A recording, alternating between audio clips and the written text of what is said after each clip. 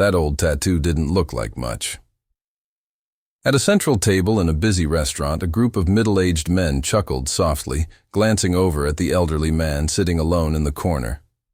He was thin, his snow-white hair combed neatly, wearing a worn-out brown jacket. His left wrist bore a faded tattoo. He said nothing, simply held his glass of water in silence. A few minutes later, a young Navy SEAL walked into the restaurant. As his eyes landed on that tattoo, the room grew suddenly quiet. Would you stand up? Or turn away like everyone else? It was a busy Sunday morning at New Holland Central Restaurant, packed with people. It was discount day for veterans. At a small table in the corner, a man in his 80s sat alone. He had a prosthetic leg and quietly picked at a tray of food with a glass of water. His name was Robert Ellis. In 1969, he had served as a logistics technician for SEAL Team Bravo. No uniform or medals, just that brown jacket and the old tattoo of a dagger through an anchor. Nearby, 4 men glanced at him and muttered among themselves. One joked that the tattoo looked homemade. Another questioned how a real soldier wouldn't have a veteran's card. A server approached the old man, gently asking if he could move to the outdoor seating. Someone had complained. Robert simply nodded, picked up his tray, and stood. His right hand balanced the tray while his left gripped his cane. He limped toward the door. A child in line tugged at his father's shirt, asking why the man walked so strangely. The father pulled him closer and whispered, "Just a homeless person. Don't pay attention." As Robert passed the group of men, one of them scoffed loudly, "If he's really a SEAL, then I must be a general." They laughed. Robert didn't react. Only a single tear fell from his chin to the floor. No one stopped him. No one helped. Behind the counter, the manager watched but turned away to help someone else. Robert leaned into the door, struggling to balance his tray, cane, and dignity all at once. Outside, the sun was harsh, making him squint. The patio was nearly empty, despite the pleasant weather. Perhaps that's why they sent him out there. Out of sight. Each step was a small battle. His prosthetic leg, decades old, creaked slightly. It needed maintenance he couldn't afford. His pension barely covered rent and medication. A young waitress, new to the job, watched through the window, troubled. Something in his quiet strength touched her, dignity buried under years of dismissal. Robert found a table near the patio's edge and slowly lowered himself into a metal chair.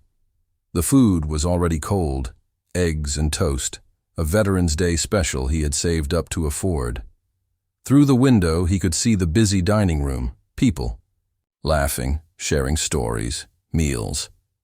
Outside, he was alone, just the hum of passing cars nearby. This wasn't new. This invisible wall between him and others had always been there. He had once served in SEAL Team Bravo, tasked with technical support. During critical missions, in 1971 he lost his leg to a landmine near the Laos border. There was no welcome home ceremony, no medals. Many of his missions remained classified. He returned to civilian life quietly, opening a small auto shop in Colorado, working with his hands for 30 years. He helped neighborhood kids learn trades, fixed cars for free, but never talked about his past. All he carried was that tattoo and a yellowed letter from his old commander. "Thank you to the most silent soldier I've ever commanded." Every year on Veterans Day, he picked a restaurant, not for the discount, but to honor James Harrington, the friend who died beside him in that minefield. Each time, he was met with suspicion, brushed off like a beggar. He never corrected anyone. He just moved on, carrying the burden alone. To his neighbors, he was simply Old Rob, the kind man who fixed bikes and always greeted with a smile. They didn't know the limp came from rescuing wounded men during a failed extraction, or that the scars on his hands came from pulling soldiers from burning vehicles. This restaurant was different. James had once pointed to a photo of it and said, "When we get home, I'm buying the first round." It had become sacred to Robert.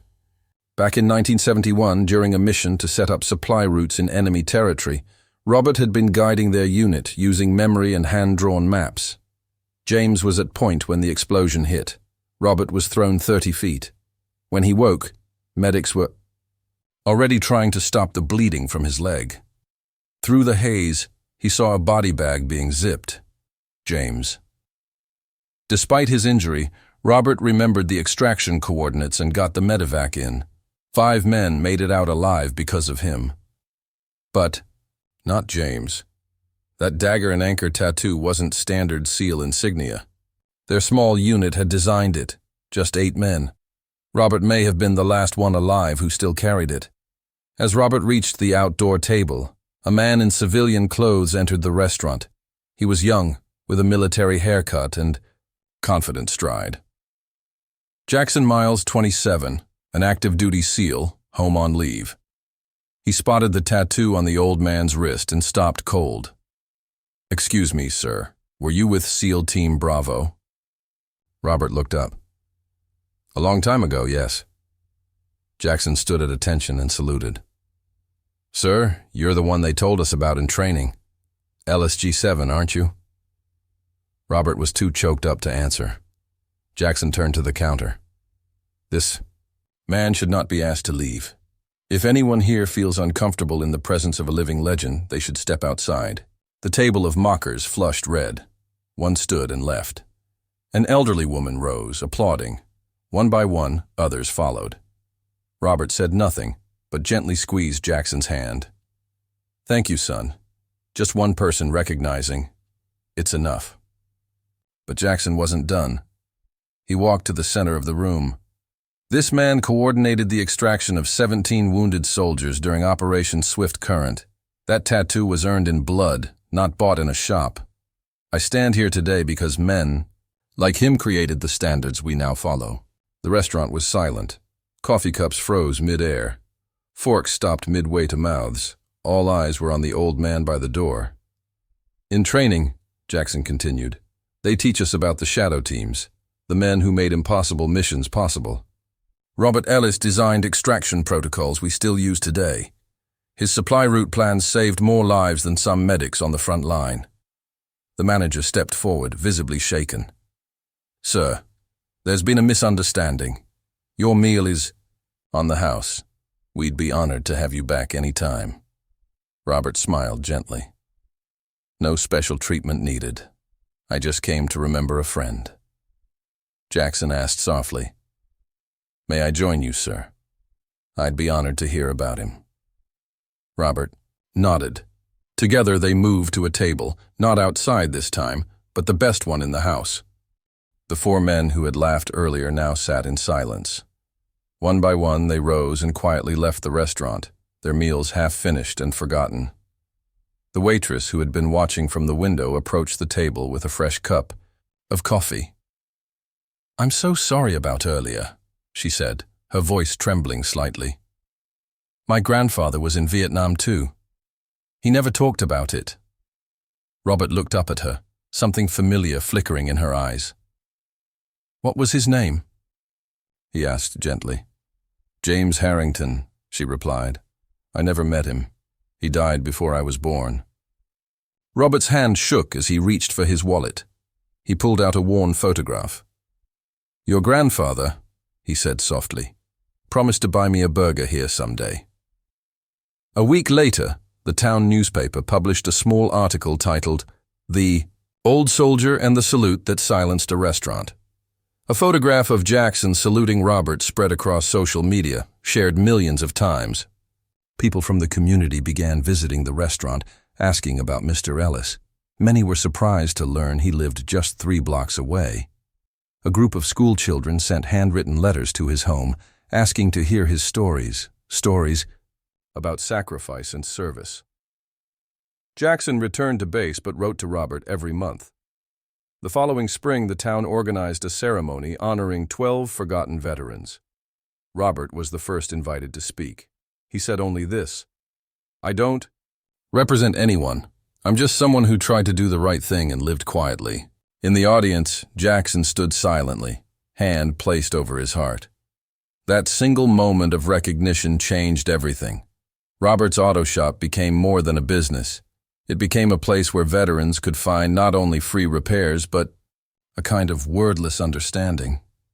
When local schools needed a speaker for Memorial Day, Robert would show up quietly, never speaking about himself, only about the meaning of service and the importance of remembering those who never came home. The tattoo that had once invited mockery became a local symbol. It was replicated on a small plaque outside the town hall beneath the words, "Honor the Quiet Ones."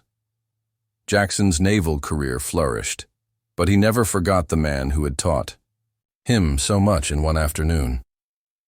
During training sessions with new recruits, he would tell the story of an old logistics officer whose silent service had saved countless lives through careful planning, not combat. On Robert's 85th birthday, there was a knock at his door. Jackson, now an instructor, stood outside with 7 young SEALs who had come to meet the man behind the story they'd heard so many times. Among them was Sarah Harrington, the waitress, from that day, now with her family. "He would have been proud to know his granddaughter met you," she said. Robert nodded. "He'd be proud of you too." That year, the town renamed the street where Robert's garage stood. It became Silent Service Way, not just for him, but for all those whose contributions happened behind the scenes, out of the spotlight. When Robert passed away 3 years later, hundreds attended his funeral. Many wore small pins depicting a dagger through an anchor. His coffin was carried by Jackson and 5 active-duty SEALs, a full military honor he had been denied. For decades, the old prosthetic leg that had carried him through a lifetime of quiet service was replaced in the casket with a new one, donated by a veterans organization inspired by his story to improve care for aging service members. On his tombstone, beneath, his name and dates were the words. His silence spoke volumes. His service changed lives. If this story made your heart pause, maybe it's time we stop forgetting those who gave everything, in silence.